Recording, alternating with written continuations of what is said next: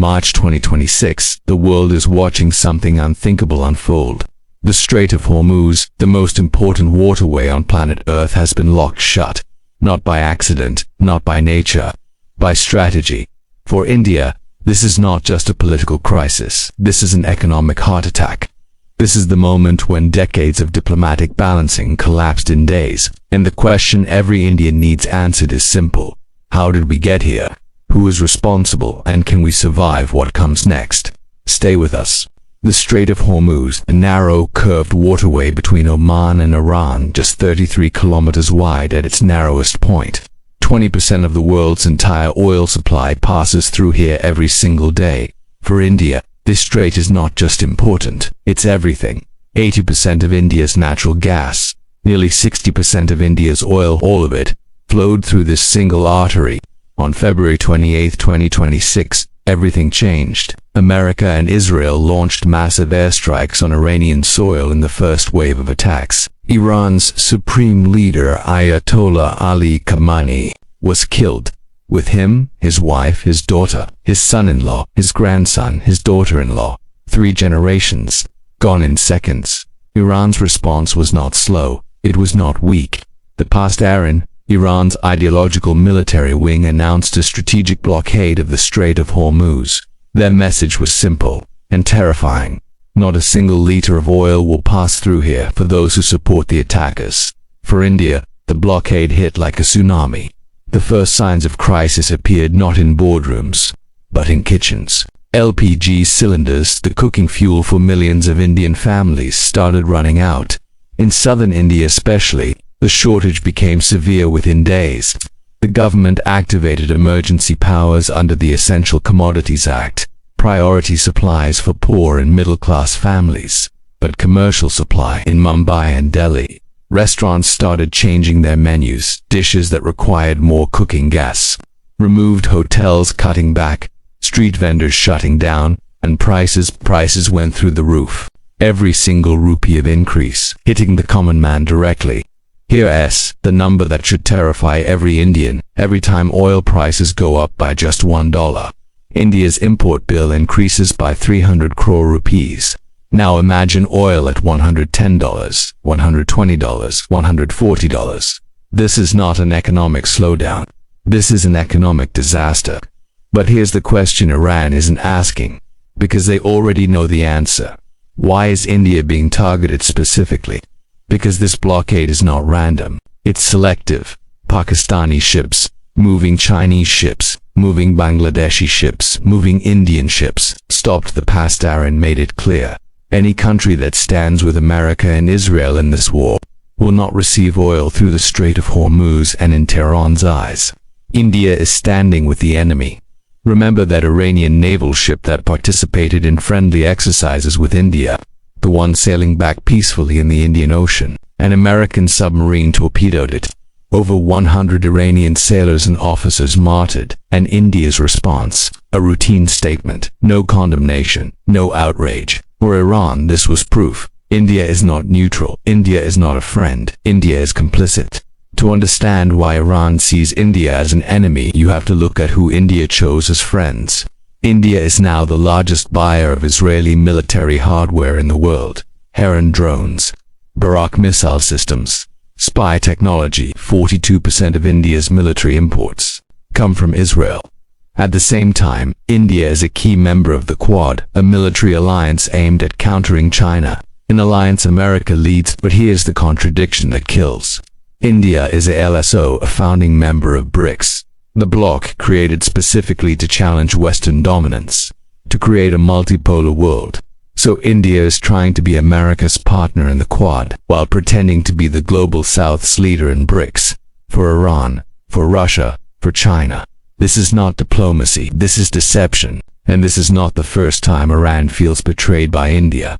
Let's start with the Farzad B gas field. India's state-owned company discovered one of the world's largest gas fields in Iranian waters, a project worth billions. For years, India delayed investing. Why? Fear of America, fear of sanctions, fear of upsetting Washington. Iran eventually gave the contract to Russian companies. India lost everything it discovered. Then there's the Iran-Pakistan-India gas pipeline, a project that could have given India cheap, reliable energy for decades. In 2008, India walked away from the pipeline. The price: America's civilian nuclear deal. India chose American approval over Iranian energy, and now Chabahar port, India's great alternative to Pakistan's Gwadar port, the symbol of India's access to Central Asia. But fear of American sanctions stopped real investment. Equipment never arrived. Development stalled. In Iranian eyes, India became a fair-weather friend, present when convenient, absent when pressure came. In 2019, when President Trump demanded countries stop buying Iranian oil, India complied completely. Zero oil from Iran. For Tehran, that was the final proof. India cannot be trusted.